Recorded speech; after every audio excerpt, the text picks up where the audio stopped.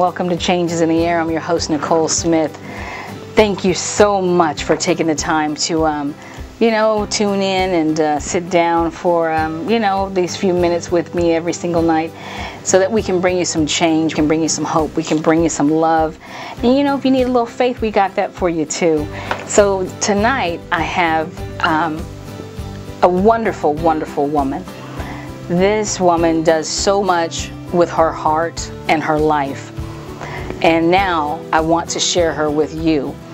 This is my angel, my friend, Miss Vlada. Say your last name for me. Vladic. Vlada Vladic. Call her Angel V. She's the creator and the host of the show Cooking and Kids. You can also go on to YouTube and you can see the videos that she's doing with Cooking and Kids. One of the things that God put into my heart and my spirit a while back, especially I guess once I started, once he gave me Changes in the Air to start, which is, okay, Nicole, you don't have a lot of money.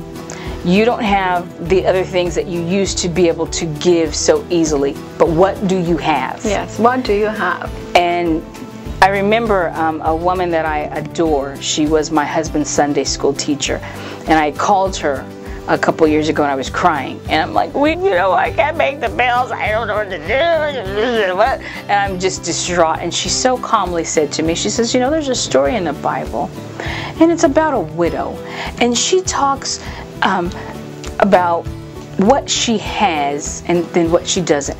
And basically, Nicole, I want you to go and read that story, and then I want you to look and say, what do I have? Yes. Because God had said to her, you go and you gather these vessels, and we're gonna fill them for you. And so it was the thing of looking inside myself and saying, what do I have? Because she said, out of what you have is what God's going to flow from. And I'm going to tell you, at first, I was like, what in the heck is she talking about? I'm talking about paying the electric bill. And as I stepped back from it, and I began to read the story, and I began to say, God, what are you saying to me?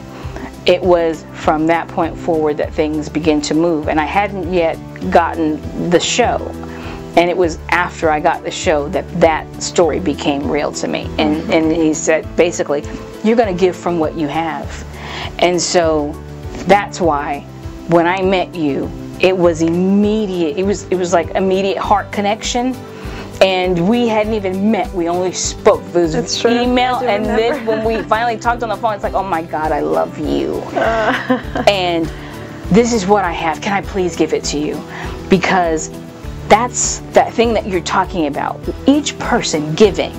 And with Cooking and Kids, you're giving from your heart to restore the family, whatever that family structure is. Because again, you're a widow and you have two beautiful children. And might I say, your daughter Michaela, okay, that pasta sauce that she made in 5 minutes, okay, she really blessed me on that one, because I'm like, oh my God, that looks easy. And she went to the garden, got the tomatoes and everything. I was like, I think I can do it. And I can't cook. I can't even boil an egg. I'm not gonna lie. I can't even boil an egg. But again, this is what the show did for me. And it did something else, which was, I want to bring my son into the kitchen and have him in there with me, because it's summertime.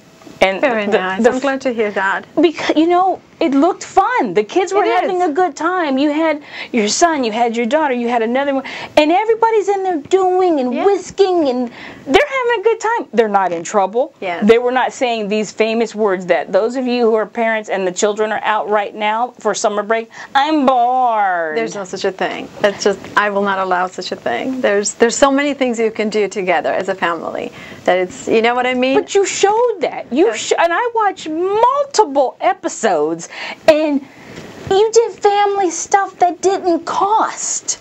And this is the other thing too. I know the show is about cooking, but you have so many teaching, learning, growing opportunities in doing this show. You're rebuilding in a way that I don't even think you're looking at. you're rebuilding families, and you realize families have been torn apart. You know, we no longer have what we would look at and say the two-parent household anymore. You're lucky if you got one parent that's even sane enough to be there for the children at this time, because things are so chaotic. But what this does is it makes even a busy person like myself say, I want to make time for this. I want to make time to cook with my children, because what I put in my child should matter. It does matter. It does matter. It's a building block of who he will be down the road, in every way. In every way, spiritually primarily. I mean, I talk about this enough. I said,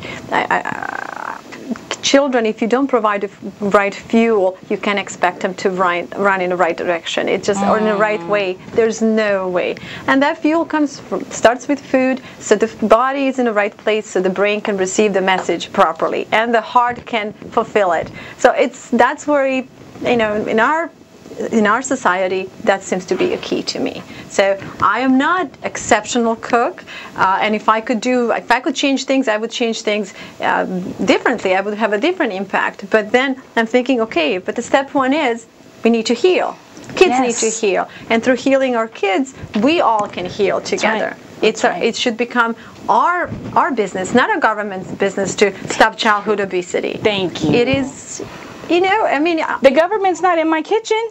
No, it's not in my neighborhood. And in my neighborhood, I'm the mother hen of all the kids in my neighborhood. I want kids to come to my home and feel safe and loved and embrace them. They're all my children. Every one of them. And my arms have enough space for each one. So imagine if, that's another thing. Just the other day I'm thinking, imagine if our neighborhoods will open up, where older people will step up and say, okay, I'll watch your child. If we could trust each other again. Thank you. Can you imagine? Oh my goodness. It would be tremendous. Okay, so there's always in a neighborhood a woman who has a little more time, and a woman who is willing. If I'm doing it, there's going to be other people in this world, in our communities, who will do this same thing. Drop your kid. I don't know how many kids I go through, and I tell you, no matter how many I have, they all listen. They're good. They perform. They don't disappoint me. It's never a chaos. So the key is us again. Thank you. Us. And having, first of all, having the heart. Yes. To do it, to say, I will. I will be there for you. I will be there for my neighbor. First of all, can we be there by just speaking to our neighbor? Yeah, can we be there for each other? And we need to, Nicole. Yes. We're not going anywhere if we don't make that connection again. Well, I think that's been part of the breakdown. Evil has kind of come in and put so much fear into the hearts and minds of, I think, the people in America and around the world. We are more fear-driven than we are faith-driven. Yes. Now, we may say we are of faith, but your actions must show that. I think we crave faith. I think people do crave faith, and people find partial faith here and there, but ultimate faith exists, and blessed are those who experience it. And I think that's why it's important for each one of us, Vlada. Each one of us is supposed to give from what God has given us. Whatever your talent is. If your talent is cooking, like you said, you grew up, you learned to cook. So now, here you are, you're teaching children how to cook. How much more helpful could this be, too, for the parent who needs help in the kitchen? You know, or even if parents can do it. My goal, I mean, I envision myself as a American grandmother. I will continue to do this. And when God forbid something happens to me, I fall sick, and I can't do this any longer, I've made a commitment to God that as long as He keeps me standing, this is what I'm going to do. So I envision myself as a grandmother, teaching kids, filling up in places where mothers can do. So I want a program out there that's going to, hug the kids, just bring them in your arms and say, okay, honey, let's do this, and let's put a little bit more of pepper in there, and girl, you don't let the boy kiss you on the first date. Exactly. And you, young man, be a gentleman. Why don't you do this for this girl? And you cook, and that's another great opportunity. Yes, that's how those of us growing. Well, I didn't, but I know my sister did. You learn at the hands in the cook in the kitchen.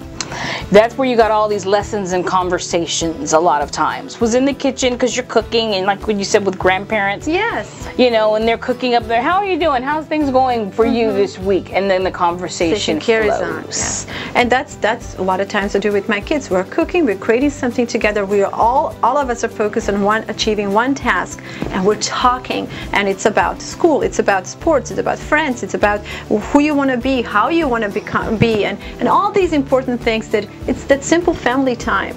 You nurture your soul, you sit down, you nurture your body.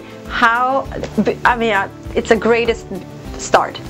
It's a greatest start. If we all can just kind of start from that basic need of spending a little more time with each other, being there for each other, family. If the family is strong, the neighborhood will be strong. In a strong neighborhood, the community will be strong. Then it just goes. It just goes. Now I'm going to ask you a tough question. This is for those very, very busy families. And I know you're a busy family. Beyond busy. Which is why I think you are qualified to answer this question. Because you know what most people do now, including myself, is we run through the drive-thru. And we get this very nasty, disgusting food that even I don't even like. And we're giving this to our children because it's quick, and we're trying to save time. But in the end, we're not going to save time, because that's going to come back in your child and your body, because you're eating it too. So how can cooking with kids help change that? Well, I know that impact that I'm making is very small, but again, it's going back to the pivotal meaning is that regardless how small it is, it should be applied. So I'm hoping that through our program, future programs that we're just working now on promotion and a fundraiser for Cooking and Kids, we would like to put this program on PBS. The public access loved it, and they said produce as many as you can, and that's very expensive, and I'm the only one funding it. With my 10 fingers, I'm literally scrubbing the toilets in my villa, so to save extra money on cleaning, so I can put more money towards this program. Let me stop you right there, because if someone just heard if they just heard the words you're scrubbing the toilets in your villa, they're going to mistake that as what does this mean? Is she rich? No. Tell them. I work hard. That's right. And I am grateful to God for the strength that He provides and will in me. I love working. I'm not ashamed. I have never been ashamed. If cleaning my villa on my own saves me some money so I can pay for the next episode of Cooking and Kids, so be it. I don't mind. And I wish all of us will embrace our work with more meaning. And it doesn't, scrubbing toilets, it's okay. Cleaning the house and hosting people, I don't mind being a servant. It serves me in ways that I can't explain to others. So yes, I work. I'm doing my yard work. I'm fixing pipes. I'm scrubbing ovens and ironing sheets, and it's all good. And I want my kids, and teaching my kids too, I want them to grow up in that servant mode, and I want my daughter to see a woman who does all these things on the television and who looks taken care of, supposedly. People think it's a glamorous life. No. It's a life you choose, and it's a life of hard work, but it's also a life of great rewards. So going back to the future episodes, I hope that we can reach masses with this program, and I wish to bring positive program, family program to television, and just kind of sway the course of this competition, this anger and this destructive programming that's out there. So hopefully it will make far more difference than I ever imagined. But right now, one child, and one recipe at a time. And I just, if nothing ever happens down the road, I'm plenty happy for doing what I can.